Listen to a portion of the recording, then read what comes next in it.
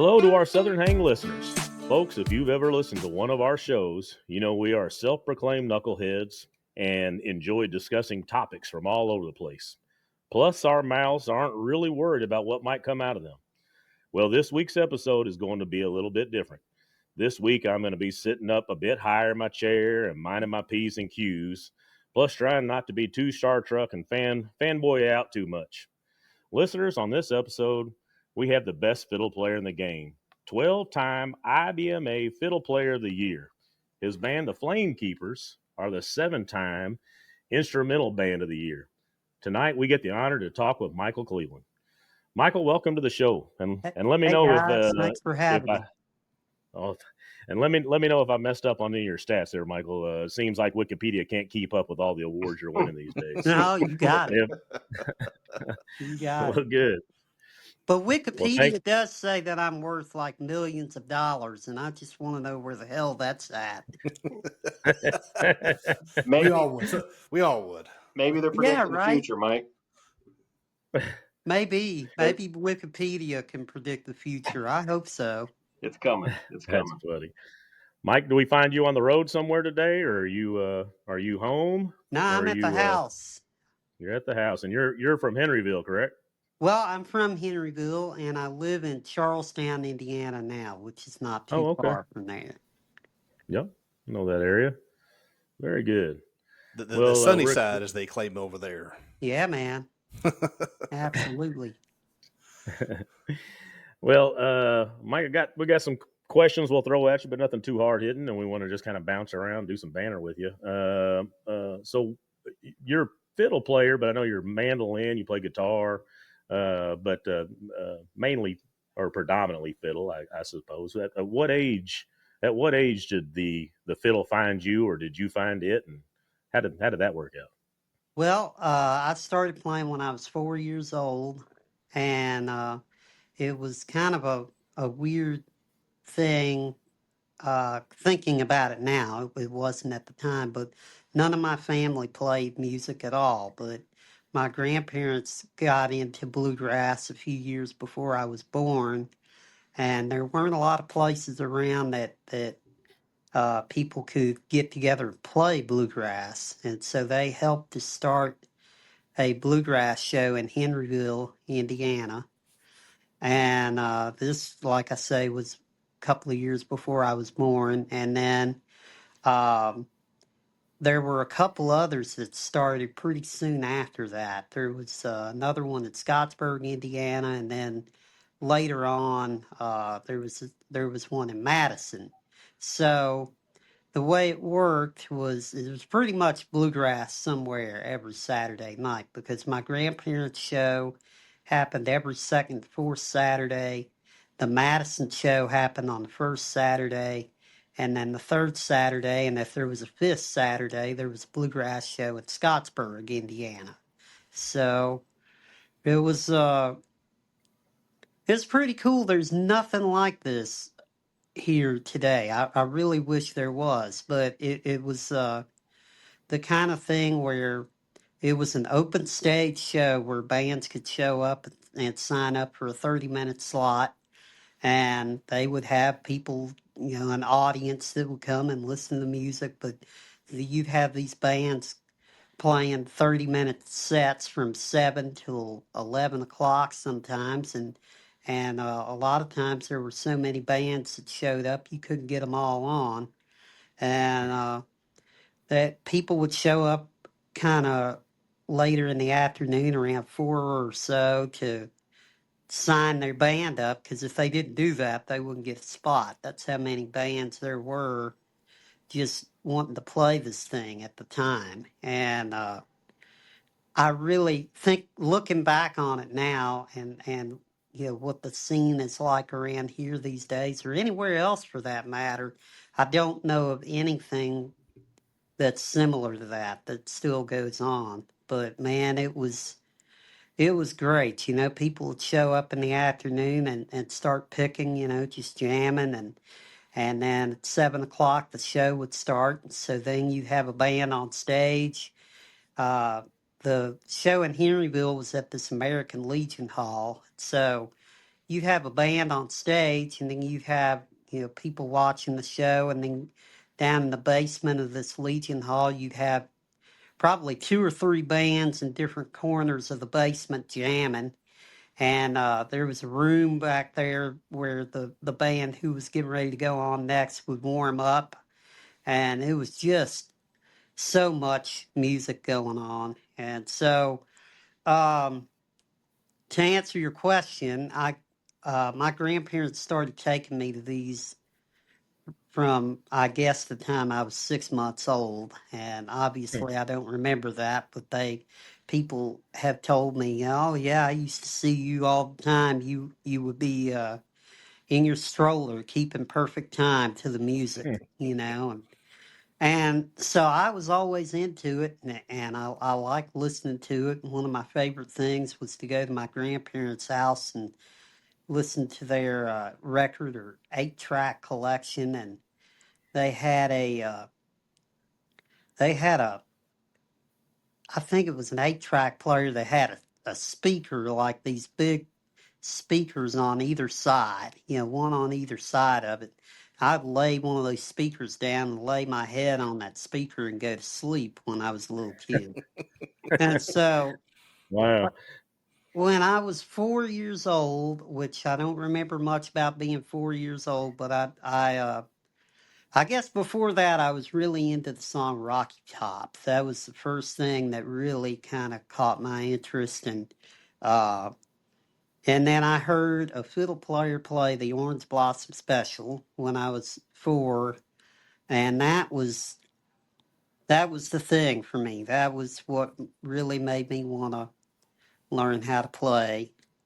And it And then was was it just somebody, grandma and grandpa handed you a fiddle, and then you just started on your own? Did you have a mentor no, it, or it was it was kind of a slow process. Yeah, it was first, how do we figure out how to teach him, who Mhm. would be good. And there's actually a guy named Jeff Guernsey who's one of the best musicians on the planet, still one of my musical heroes, but he's also from Henryville, Indiana, and still lived there at the time. And my grandparents had asked him about giving me some lessons and took me over there a couple times. And the issue he ran into was he had never taught somebody who was visually impaired, and the main deal was he couldn't figure out how to teach me how to keep the bow in the right position on the strings. Mm. And so they ran into a dilemma there, and he's like, man, I'm really not sure how to approach this. I'd like to help, but then I started school at the Kentucky School for the Blind, and they had a classical music program that taught and Suzuki what violin. what age was that? That was when I was 4. Oh, that was at 4. Okay, Yeah, that per Wikipedia, I guess that's a little confusing because it says you went to school, you went to the Suzuki program, but then it yeah. says you went to the Kentucky School for the Blind. So I thought that was 2 different schools, but Oh yeah, no, that that's a it was a music program at the school. As a matter of fact, oh, okay, understood. they had an incredible music pro. They had strings and horns, and if you wanted to, play band instruments. I mean, when I wasn't playing violin there, I was learning electric guitar there. So it was quite a Yeah. quite a music program.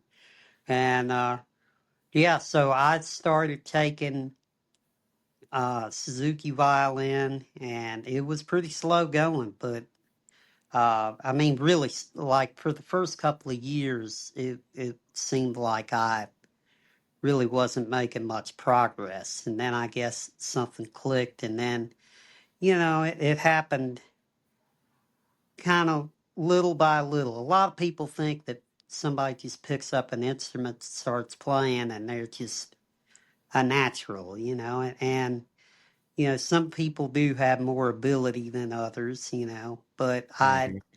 it definitely wasn't an overnight thing for me. Shoot from the videos that that I saw, you were a young fella playing pretty good. So you apparently made some progress from 4 to heck. I don't know how old you were in those videos I was seeing, but you were young. So Yeah. After a while, after that first couple of years, it seemed like I was getting the hang of it a little better. Um, but yeah, I mean, I wanted to do it so bad. sure. That's So the when that's so the when thing. was it? It talks about you were real young and you got to play at the. Well, I saw a video of you with Doc Watson in a bathroom, but Yeah. you were on fire on that video. I would assume you didn't go straight from there to chilling with Doc Watson in the bathroom, right? In that there had to be a No, some form of no, I was some. 13 in that video. Oh, okay, all right. And then Boy. how old were you when you got to do, say, your first? You know, they have, did you go to one of those shows in Henryville or Madison and get to Oh play yeah. on Well, stage with those? I would go with my grandparents every weekend, and once I got to where I could play, I think I could play one song, "Boil the Cabbage Down," and that was my big hit, and Oh, I pretty much wore everybody out with that one song, and one of the bands got me up on stage to play that, but I.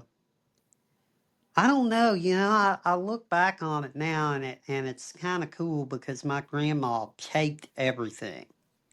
And so if there was a band that was good, like she had a tape recorder and recorded everything. Like I've got somewhere the first one of the first fiddle lessons where Jeff Guernsey was trying to teach me how to make a long bow, wow. and make a smooth sounding bow, Mhm. And so yeah, I just started bringing my fiddle, and these people were cool enough to let me play with them. Now I was kind of at the back of the jam, where I should have been because I, Mhm. I wasn't I wasn't at their level, and but these people would always let me play, no matter, and I know how bad I was because I got tapes to prove it. Like it was awful. Like so, and these people were kind enough to uh, to let me play with them when I was a little kid and trying to learn how to play, and uh, it was really great. It was like the best musicians, like at Henryville and Madison and Scottsburg, all these bluegrass shows. You had all different levels of players. You had everybody from people who were just learning how to play to people who could have been professional musicians had they decided to do that, but they all had lives and, like careers. They had a day job and, wife and family and just never did the music thing professionally, but they Sure. could have. It's Well, so go ahead, Brian. Go ahead, Brian. Sorry. well, I was going to say it's interesting to hear you say, the first couple of years may be rough, and you went to the festival and kind of warm out with the one song. I know um, in the book Outliers, right? Malcolm Gladwell talks about it takes 10,000 hours to become a master in any subject, and I think everybody has hobbies. Everybody enjoys doing things. I think it's rare when you find somebody that's great at something. I think it's even more rare or rarer when somebody truly becomes a master. How old were you when you sat back and said, "Huh, I'm pretty good at this"? Well, I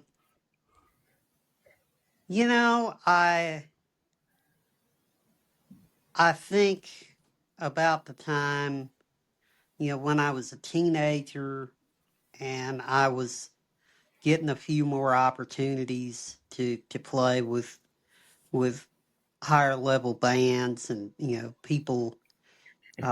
Yeah, I always stayed in school. A lot of the kids that I was around that were playing, like their folks kind of did the homeschool thing, and they were at all the festivals and all that. Which my parents, they and my grandparents took me to whatever they could possibly go to, but it was a given. I was going to stay in school, and I'm very grateful for that now. But I think at around the time I was a teenager, I thought, man, I might really be able to do this. And Yeah. it was always a dream for me, like when I was a little kid, I would pretend like I was playing on the Grand Ole Opry, or, like I wanted to be Scotty Stoneman or Kenny Baker or Benny Martin or all these, all my fiddle heroes. It was just, it's like, other kids with cops and robbers and all that kind of thing, man. Those musicians I listened to were my heroes. And Hmm. Well, so I you bring got up to the. a point where I Oh, was go ahead. able Sorry. to start doing a little bit more, but still, it wasn't a sure thing, even like at my school, we'd have the IEP meeting every year, and the teachers are like, what are you going to do? And I would say, well, I'm going to play music. I'm going to be a bluegrass musician. And they would just laugh, and and I get it, like that. Yeah. And some of them were more supportive than others, I'll have to say. And they all said, which this is sound advice, they all said you need something to fall back on. You need something in case this music thing doesn't work. And I never did find that, Hmm. which I was just so determined to do it. But other than that, I think there's so much of this business that's still luck, and that's still being in the right place at the right time, knowing people, like I got recommended for things early on, and I mean, it still happens. It's word of mouth. Somebody can't do something, or somebody's looking for a player. Hey, have you called so and so? And that's kind of how the music business works. But still, there are people that move to Nashville and they think, man, I'm going to hit it big. And they go out, and it takes years, or sometimes it never happens. Hmm. So I've really, even though I thought that I was good enough, and other people were recommending things, recommending me for things, it was still a long shot. And I never at any point really thought, yeah, I'm here. I've made it. So that's how Well, the you talked. music business is. Well, you talked about Grand Ole Opry. How old were you when you? Because I know you've gotten to play there. How old were you when you got to play Grand Ole Opry? The first time I got to play the Opry, I was 13. It was right Uh, after that video that you saw of me oh, playing. with Doc. Yeah, Who were that you on stage with? Who were you on stage with that day? Alison Krauss. Oh, wow. Mm. Yeah. Yeah, so I met her. Uh, that video that you saw with Doc. That was taken at the International Bluegrass Music Association's awards show. Well, it was the night of the awards show, and some of that. It was after the awards show that the jam happened, where I got to play with Doc. But Mm, that was pretty much my intro to being at a bluegrass thing of that level, of that magnitude. It was pretty much mm-hmm. like, if you could imagine, the biggest bluegrass festival type thing on earth, where all your heroes, everybody you ever listened to on records, tapes, they were all there. And I was able to go. This That was my first year at IBMA. and this is in Owensboro. Yes. Because Owensboro, I know, is where the IBMA, again, the International Bluegrass Music Association, but I know that's where the Owensboro has the Bluegrass Hall of Fame, and Yeah. then Now and then that show is moved to a few different cities. This year we're coming up going to Chattanooga. Correct? First year will be everybody in Yeah. Chattanooga. But Yep. yeah. Well, that is too. So that was Owensboro, Kentucky, and you got to kind of discovered and got to hang out with Allison from there, huh? That's Well, impressive. yeah, so I So, met Allison there, along with a lot of other people that I'd listened to. And not long after that, she was playing a show in New Albany.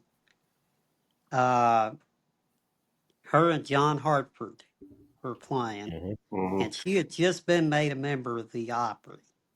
And I think that she was talking to my grandparents, which I don't know how it came up. And yeah, it still surprises me to this day because my grandparents were not pushy at all, but somehow it came up, that, yeah, Michael hopes to get to play the Grand Ole Opry one day or something like that.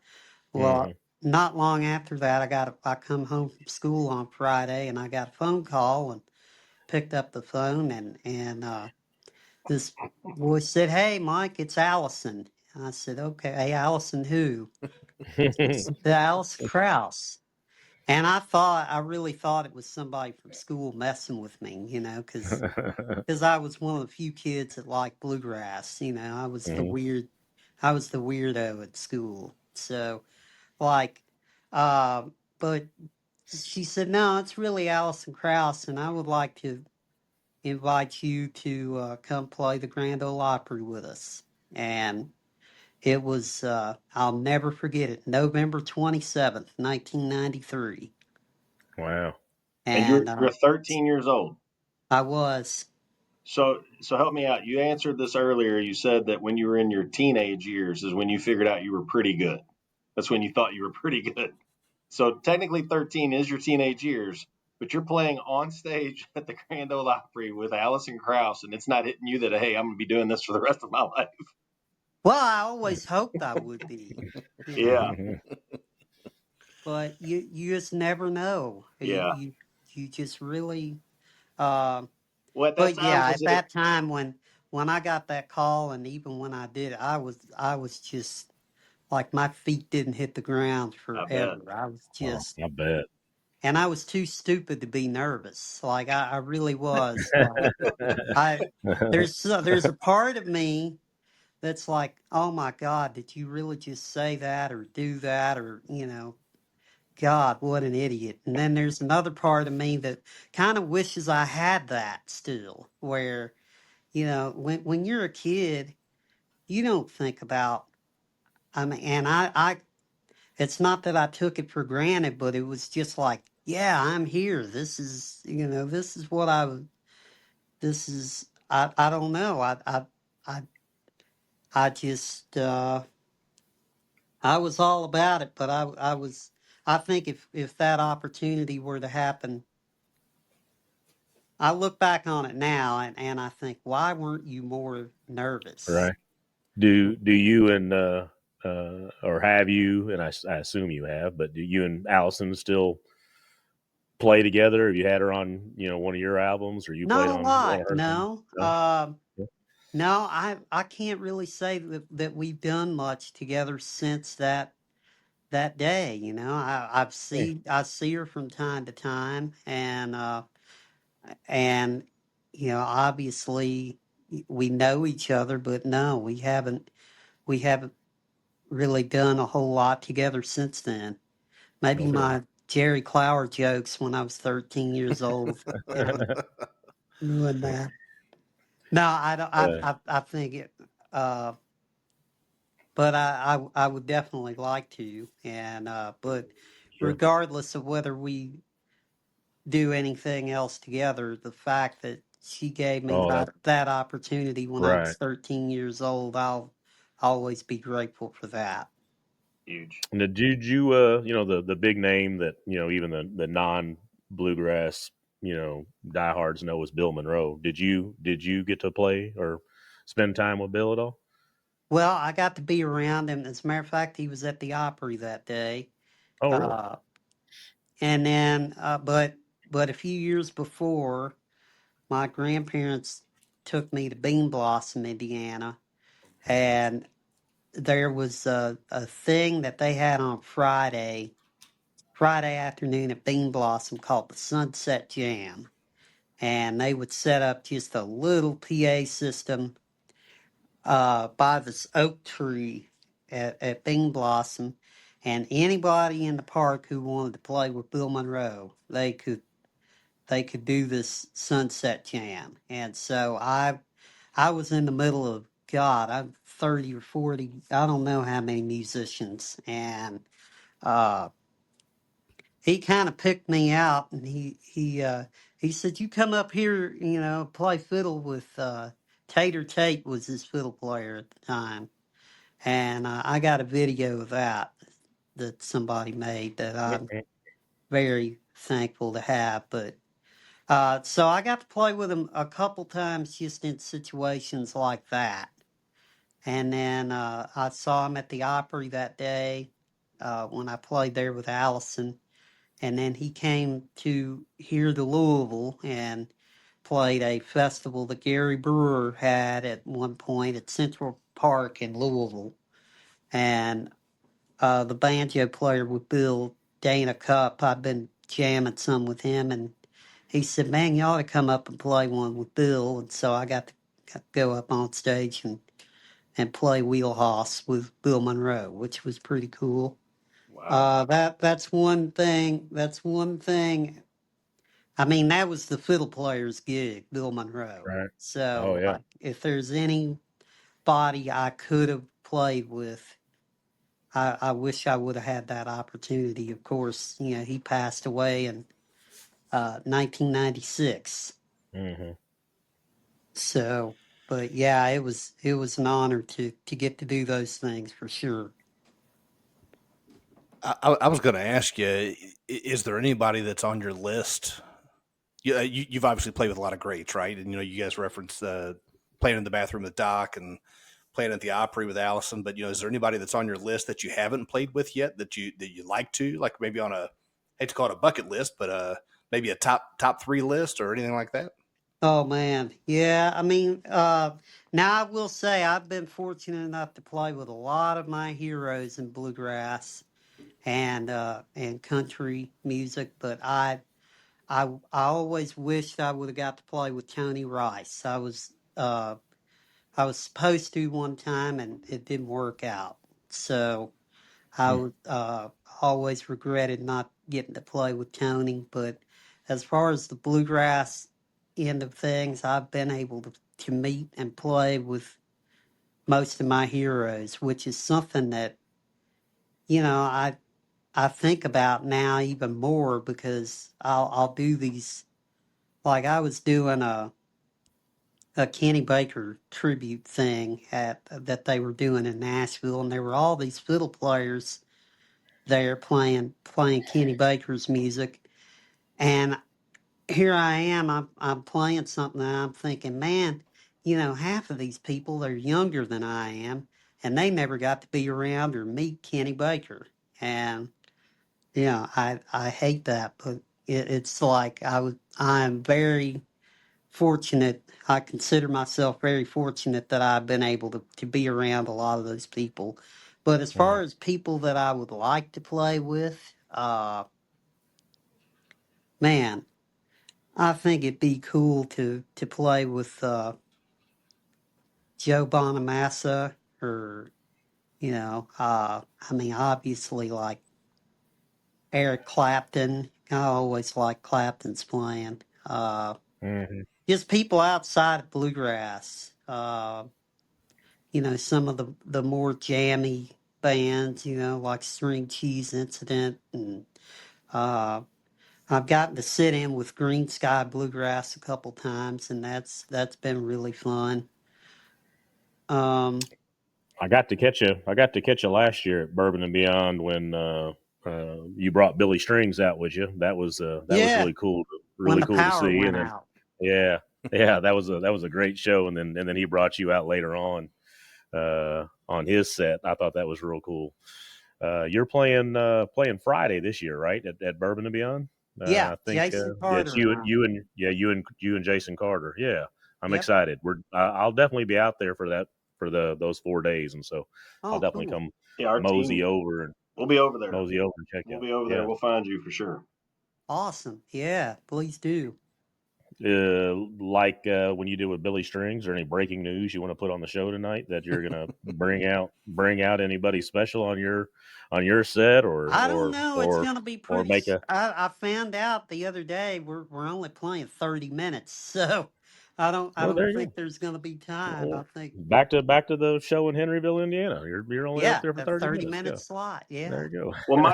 Mike, how does that happen? So for when we're at a festival, and for us, the people that are in the audience are watching, and you bring out Billy Strings, or Billy Strings brings you out. Is that something that happens that day, or is this like a month before you guys are talking and you both see each other, are on the same day, and you know what's going to happen? How does that Well, communication I'll happen tell for you you? how it happened that day, that Yeah. time.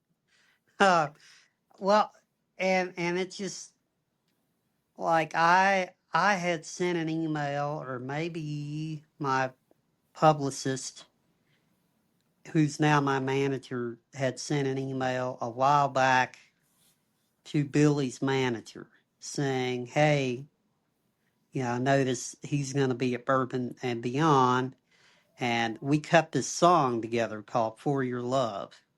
And he recorded that on my last album, Loving of the Game.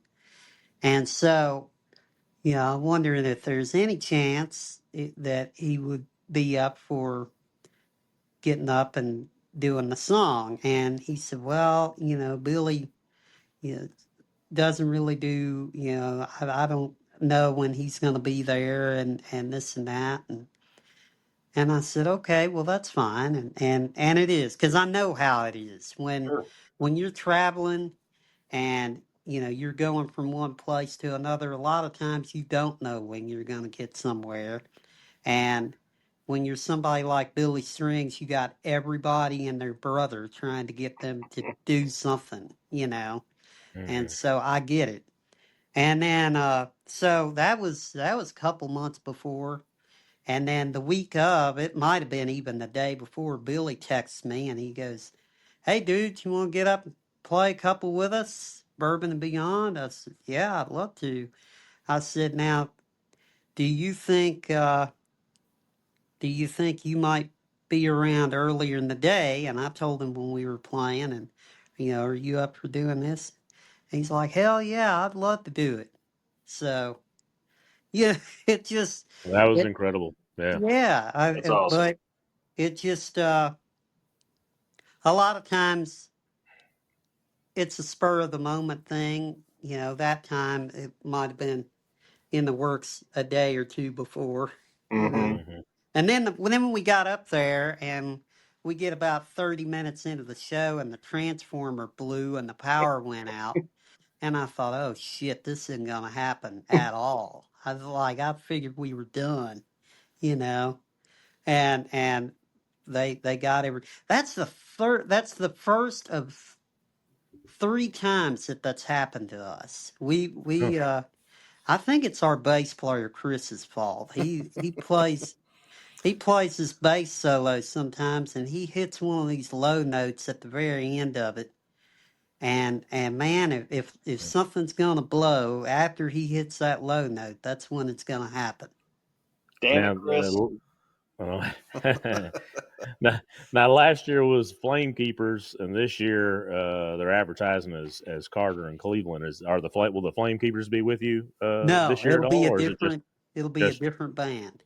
oh, okay, all Yeah, right? And you and the Flame Keepers have been together for a long while now. absolutely. I liked on that documentary. I think your lead singer was trying to be a little humble. He said they were just parking lot pickers till you came around, but those Well, boys we all seem to were. have talent. Yeah. We all were, because they actually, like Josh and the mandolin player Nathan, they both, met them both in Henryville at my grandparents' thing. Hmm. So, I mean, we all just played together local stuff, and it's kind of morphed into this. Okay. And y'all been together how long now? This I know y'all are configuration 7. of the band, well, Josh, Nathan, and I, uh, it's about 13 years as a band, Wow, and that's then great. as the trio, and then Chris, the bass player. It's weird. I feel like I have my dream band now. This bass player that I was telling you about that blows everything up. He uh he and I have known each other for God 20 something years, and it's always been, man, I hope we get to play in a band together. I hope we get, to do something. I met him. He played for a short while in Rhonda Vincent's band when I was there, and we really hit it off. And so he's been playing with us for about uh, 7 years now. And Okay. then, but I've known him a lot longer than that. And our banjo player Cody Looper, who just rejoined the band, he played him in the band before about 8 years ago, and he left because where he had just started working at this place that and he wasn't able to get the time off. And see, Gotcha. that's the thing, a lot of people think, man, I'm gonna be a music star, and all I'll have to do is sit around and play music and not have to work. And well, it could be that's and a few people are lucky enough to be able to do that, but the reality is most of the bluegrass musicians on the circuit today, they all do other things. They all have jobs that they work. And uh Josh, our guitar player, the lead singer that you mentioned, he does real estate appraisals, and he stays busy all the time. And Mhm. so it's just kind of like uh, we all hope to get to the point, which I've kind of reached the point where I can do it and make a decent living at it. But I'm involved in a lot of things, so when I'm Sure. not on the But road with I mean, Flame. I mean, how many days a year do the Flame Keepers get to play out? Do y'all have like an average, No, not really. I mean, number? Just some years are just slammed. I feel like we played 75, 80 dates last year, and maybe it's a little less this year, but Mhm. then this year I came out with the record with Jason Carter, so we've been doing some more. And uh, it just kind of depends on what's going on at the time. But yeah, we like to I don't think anybody wants to be ridiculously busy. Like, if you do more than 100 dates, you're not home at all. So sure. It's a young man's game, that kind of travel. yeah, and it's hard to make it financially feasible to do that Hmm. too. You referenced a couple of instruments there and some of the band members. I think I saw that sometimes you learn songs on a guitar, and I think I saw in the documentary Adam Biebelhauser referenced the first time he met you, you were playing a banjo, and I think I saw as well maybe even a mandolin. Is it easier to list the instrument you can play, or is it shorter to list the instrument you don't play? Yeah, well, there's a lot I don't play. I mean, basically the instruments I play, I started playing fiddle first, and I guess that's what mainly people know me as a fiddle player. So I would consider that my first and main instrument. And I started mandolin when I was 9, and then started guitar when I was 12, and started messing around with banjo when I was about 16.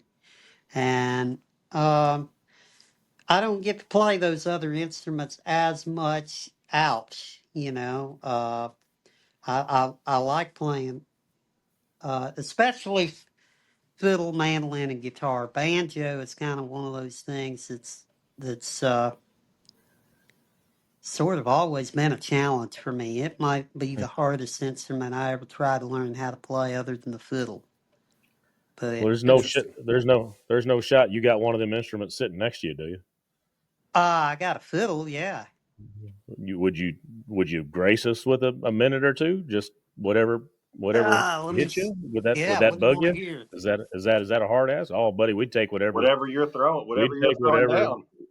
whatever you throw down. You'd be our first live artist on our. We've had 3 or 4 musicians now, but nobody's ever picked up anything while we're discussing their music. So you'd be our first. Yeah, well, this audio might be, you'll have to let me know how this audio is.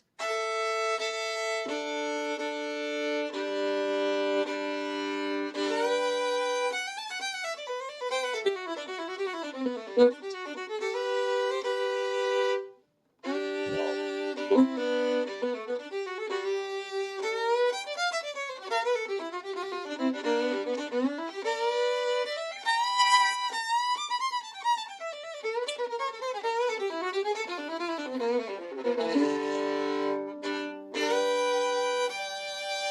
Yeah, you got that? oh, You How's got that the it, was Captain. great. audio? That's Absolutely. That was awesome.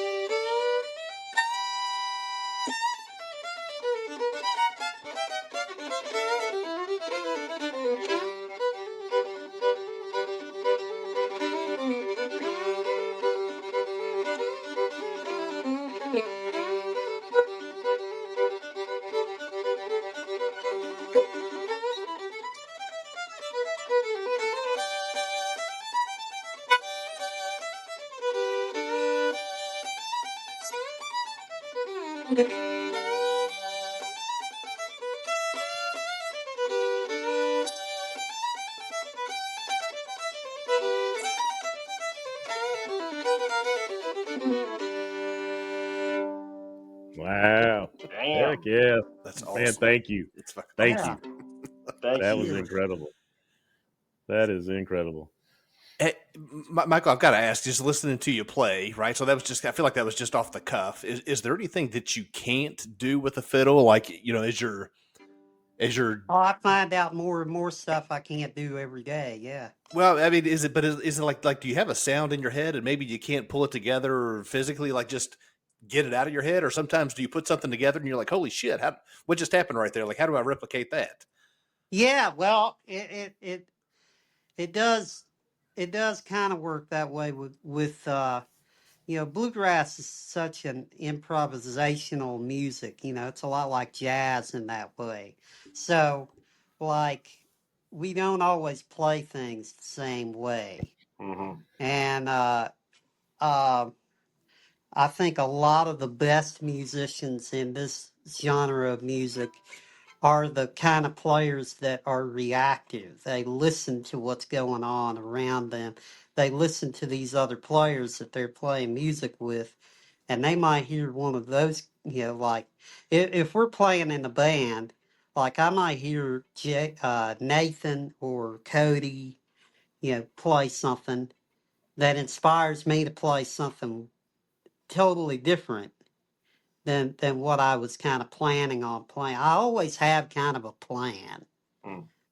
But I'll get into it and then or I'll hear something that inspires something different and it's kind of like you're taking a chance. You're going out on a limb, and sometimes you make it, sometimes the limb breaks. But uh, that's the most fun thing about the music that we play, and that's the stuff that I really like listening to is the musicians who take chances Well, it and feels don't always play it the same way every time. when it feels like you've taken that leap several times enough to know that you're taking a, I don't want to say a safe leap. I don't mean it like that, but you know pretty much that you're going to hit this, and you know where you're going to be, or you can even read where these other musicians are Yeah. when they're taking the leap, and you know, okay, they're good enough. I know where this is going, and you Yep. start reading into that. Yeah. Absolutely. Yeah. When you play with people long enough, or there are certain people that you play with the first time, and it feels like you've been playing. They're just that. There's just people that you click with musically that it just happens. It's That's killer. amazing. That's amazing. I'm still looking for a group like that for our podcast. If you got any friends that you know in a podcast realm, let me know.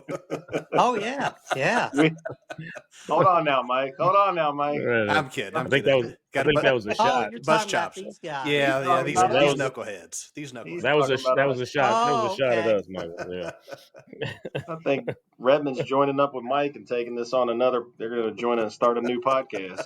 Right. I'll Oh listen. yeah. I'm not going to lie. I'll listen. Um, Mike, I want to switch gears on you here a little bit, and just check in here. You're in the documentary. There is a conversation about your sobriety, and that Yeah. it is something that you found and that you work toward. And just want to check in here with you on that. Where are you in that? How long have you been sober? And we talked about this before we went on. I've been sober myself now 17 years, so it's something that I'm open about and talk about. And we've talked a little bit on the podcast before, but I'd love to hear your story or whatever you want to share with it. Yeah. Well, congratulations. You know, the whole thing with me, and I think you just kind of fall into it. When bluegrass is it's kind of evolved into a different thing now, maybe a different audience. But I mean, the old school bluegrass, it's a very family oriented thing. It's something you can take your kids to and all that, but they usually don't allow alcohol in the concert area, and they don't sell beer at the concession stands or anything like that. But after hours, if there's a jam session going on at somebody's campsite, there's probably going to be beer and whiskey or whatever kind of alcohol there, moonshine or whatever. So, I mean, it's almost like a rite of passage kind of thing where, uh, I never did feel forced to drink. I Mm-hmm. never did feel like I was pressured to drink by people. So, I'm very fortunate in that regard. I was around some people who, like on the road. I can't say any of my friends were necessarily this way, but people that I worked with on the road, at one point it was like, well, if you're not drinking 6 beers, then you're not, you might as well just not even do it. Mm-hmm. So, Right. um, I kind of did. I'm a very all or nothing person. I mean, as you can tell, like I got into music and I'm still in it. It's all I do. It's all I think about, and it's all I've ever wanted to do. And uh, and I've always tried to be the best that I could possibly be at it. And there's a competitive thing with music, and I think I take that approach with other things. And drinking is kind of one of those things, which I like to do it. Mm-hmm. It was fun until it wasn't fun, and you know, I don't think I never drank every day, but Mm-hmm. anytime there was an opportunity to drink, I would drink a lot. Yeah. And Yeah. Well, be uh, proud, man. Absolutely. That's awesome. We're real proud of our guy Sherman and of anybody going through that battle that can finally you know, I don't want to say beat it. I can't even speak that language because well, I you know, and I'm but not you know sure. but that maybe control it a little bit, you know. And I'm not sure that I was a full blown alcoholic. You know, like I never Mm-hmm. did buy it every day. You know, well, probably the main thing was I didn't have access to it every day. Mm-hmm. So Sure. if I would have, it might have been a different thing. But uh, I think it just got to the point where it I just got sick of it and Sure. realized, man, if I don't figure this out, I'm never gonna do anything better or any more than what I'm doing now. Right. And Yeah, it uh, sounds like from your side it was kind of getting, I don't mean to put words in your mouth, but it was just getting in the way. You had other goals and other yeah, things you were wanting to do, and for you that, you know, you talked about being all or nothing. If it's in the way, then you feel like it's almost nothing, right? You feel like you're not absolutely. hitting what you need to hit. So I get it. I 100% understand that, but good for you, man. Good Well, for the you. cool thing was, and the thing that really surprised me, which, you know, when you're in it, you're not aware of it, but the more I realized, you know, once I stopped drinking, like, I realized how little my friends actually drank. Mm-hmm. You know, like I would be the one that would like to drink a lot, and my friends, you know, they all drank beer, and you know, like the guys in the band, we would party, but you know, they always had a stopping place where I did not, you know. But Mm. the cool thing was, you know, and they all say the same thing, you know, like you have to change your environment, you had to change the people you're around. Well, I never had to do that because I never was pressured by anybody to do it or to Mm-hmm. keep doing it. And and as a matter of fact, you know, the guys in the band, uh, you know, when I told them that, because I have quote unquote tried to quit a couple times, but it was always for somebody else. Mm-hmm. You know, something bad would happen. I would do something stupid, and you know, my dad would lecture me about it, and I would try to quit for a while. But you know, the only time it really worked for me is when I decided I'd had enough. But once I did, the guys in the band, they were like, well, okay, we just won't drink on the road. Mm-hmm. Oh, that's good. Well, yeah, Well, that's huge. Having that yeah, That's support, back. huge. I don't know. I don't know if absolutely. you like to understand how huge that is. You know, Yeah, give you everywhere we to give you go, support. Yeah. every night, you know, there's alcohol. You know, people, the people in my band, we have the opportunity to get alcohol anytime. Right. Mm. And the fact that those guys were, you know, good enough to do that, where, Yeah. It you know, feels, it, yeah, that's huge. That's a Oh, huge, that support system is huge. It feels like that's been like an ongoing thing, I think, within the music industry. And maybe even more than that, maybe just the arts industry. I don't want to say music only, that, you know, you've got sobriety tents and things along those lines, and even festivals that now are, you know, more family friendly and some that are, you know, sober only, that type thing. And people more aware and cautious of kind of how that's going. But yeah. that's great. That's great that your band is that, you know, supportive of you and wanting to make sure that it was good for everybody. That's Oh awesome. man. Yeah, and it really helped me a lot because you know, they knew also it would be hard for me to do it if everybody else was doing it around me. And Sure. I've had some friends that have quit in that situation successfully, but man, it would be a lot tougher. Yeah, if you didn't have the right people around you. Yep. Hey, so speaking of the right people around you, I'm gonna throw a question out there, and I think maybe you know what answer I'm gonna try to lead you to. So sometimes you've got assistants, you got some people that are helping you out there when you're on the road and getting you from your your recording or whatnot. Is there any single person? And I'm not trying to lead you one way or not, but any one of your good friends that goes with you sometimes on the road and takes you some of these sessions that you want to talk about? Anybody in particular we might know? I wasn't sure if you Well, want there's a few people now. Your mom has taken me to one to. session. That's where I was going to. I was Yeah, hoping we'd get. I One was hoping we session? could say something. Yeah, but it was which probably the best, right? Absolutely. Yeah. was awesome. Yeah, yeah. It was.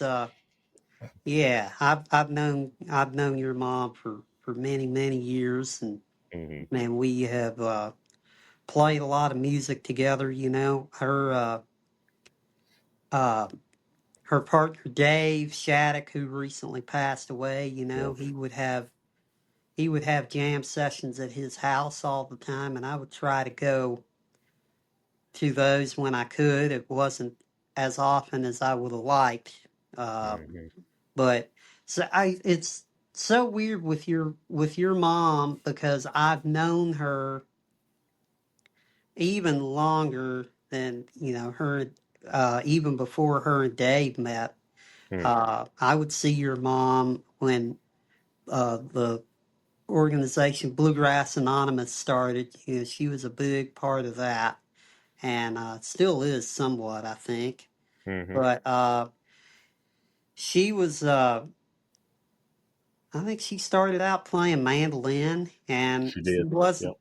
She was just somebody that I would always see at the jams, always super supportive of anything that, well, the local bluegrass uh, community in general. If Sure. anybody was doing anything local, she was usually there. Either that Yeah. or making people aware of it. No, she helped me prep for the show. I talked to her last night for a little while, and again today, just to make sure that I wasn't stepping on toes or saying something wrong. I wanted to make sure I had my Oh, P's and Q's together. So I called her yesterday and kind of reviewed a few things, and then she's shooting me text right now. She's leaving your buddy Phil's place in Fairdale as we oh speak, and yeah, from the Thursday night picking session that they have, and so Fairdale she Phil. said, "Are you?" Yeah, she was like, "Are you still on the? Are you still talking?" I said, "We're still on right now." So I just shot her a text. So Yeah. she's excited about the show. So Oh well, yeah, she glad it loves worked you to out. she loves you to death, buddy. She is great, man. And I think with it just seemed like when her and Dave met, it just she got into playing music more, Hmm. and it was just I've never seen two people together that were so Yeah, that were so they meant for each other. yeah they matched. They You matched know. very well. We're mom. I know you're going to listen. Me and Michael talked before the show, and we wanted to dedicate this show to Dave. Yeah. It is his 73rd birthday today. Just coincidentally, I didn't even catch on until Saw that on we're doing that. Facebook But yeah, today. I didn't catch on that we had the 2-2 match up together to have this show and be his 73rd birthday. So that's awesome, and we're thinking about him today. Well, let me do what we need to probably wrap up here a little bit, Michael, and let you get on with your night. Can I keep you up too late? But I wanted to throw out this September 18th is the first IBMA, the International Bluegrass Music Awards in Chattanooga, Tennessee. First year that'll be held there. It started in Owensboro, moved to Louisville, went to Nashville, Raleigh, and now in Chattanooga. But Michael Cleveland is associated with these awards. He is up for Instrumental Group of the Year with the Flamekeepers, Song of the Year, Outrun in the Rain, Michael Cleveland and Jason Carter from Carter and Cleveland album, Album of the Year with Carter and Cleveland, Instrumental Recording of the Year, Bluegrass in the Backwoods with Carter and Cleveland, Collaborative Record of the Year, Outrun the Rain from Carter and Cleveland with, is this J. Lee Roberts? Am I saying her Yeah. name right? Yeah. J. Lee Jalen Robert, Robin. J. Lee Roberts and Vince Gill. And then Shooting for Your 13th Fiddle Player of the Year. Also, you are up for Fiddle Player of the Year. So that is crazy impressive, man. Well, thanks. It's always an honor to be nominated. You know, it's like the awards are voted on by your peers in the industry. So the fact that they think enough of what we do, it's very encouraging. Michael, I've got to ask, like, what are your aspirations at this point? I know when we started the show, Craig kind of rattled off some of the accolades that you've received, and it took him 2 pens just to write all the pending nominations here, right? So, Mhm. what are your aspirations and goals? Like, do you want to be the best ever, right? Like, I feel like you're in those discussions today, or like, what do you want your legacy to be? Well, I think now, I'm really, um, and kind of made, I've kind of headed towards this in the last few years, but I think a lot of people know me as a bluegrass player, but mainly I want to play. I'll always be a bluegrass player. That's what I love, and that's what I love to play. But I like playing all different styles of music, and so I've kind of went more in that direction. And I hope that it's like I was talking to Billy one day, and this was a while back, and I said, "Man, I'd love to play some with you." And he's like, "Really?" And I've talked to a few kind of jam bands or bands that weren't bluegrass that said, "Well, we had no idea that you would be even interested." Bela Fleck is another example because Mhm. Bela is obviously he started out as a bluegrass player, but he's taken the banjo to uh, I mean just anywhere a banjo can go. He has played all different genres of music and really writes some advanced music. And that's what he said one time. I heard it in an interview say it that really wasn't sure that Michael would want to play with me. And I'm thinking to myself, yeah, why wouldn't I want to play with Bela Fleck? One of the greatest banjo players on planet Earth. But in his mind, I'm a bluegrass player, so therefore, that there are a lot of people who they find their thing and that's all that they want to do. And and I will say I still have some music that I'm more interested in than other styles of music, but I just don't. I'm really trying now to play as much and as much different music as I can play, as well as still being a bluegrass fiddler and representing bluegrass music. So that's my goal. Awesome. That's That is killer. Is there before we get out of here and let you have your time? Is there anybody that you're hoping to bump into in the backstage at Bourbon, or with that many artists being in one spot that you're Man, like, I don't even know who's I'm gonna playing that day. I'm gonna slide over and Who's uh, playing that day? on Friday? I don't. I'm not sure on Friday. I know Sturgill's there on Saturday. It'd be cool to Oh Did man, let's get you a Sturgill, buddy. you That'd that'd you be be that. great. well I'd love to. you talk about jam bands and completely off genre. Fish is playing that that night. So next Saturday or Friday? Friday night Oh man, they're playing a double that's cool. set. They're playing a double set. They're playing two sets. I don't know how that's going to work if it's going to be on one stage and then go over to the other stage because there's two stages. I don't know how two the main stage. I don't know how that's going to work. Nice. But yeah, Oh, cool. Michael, I appreciate your time, man. We thank you for coming on the show. Yeah, thanks for having me. We're definitely gonna be at Bourbon and Beyond. We're definitely gonna come watch your set, and I'll hopefully I can find Mom and go watch you play. Somewhere else also when it's just Yeah, you and the Flame Keepers or you and Carter and catch y'all catch Well, y'all come say somewhere. But hey. Yeah, it'll be a quick one there at Bourbon and Beyond, but we're looking forward to it. well, we'll definitely come by and see you. And man, we can't thank you enough for coming on the show. This was a complete honor, and what a cool show. I can't wait for when this goes live. So Oh, well, Absolutely. thanks It's a for privilege having for me. us. Absolutely. yeah. Thank you, Well, Michael. thank you, Michael, and we'll come see you soon. Thanks, guys. Thank you.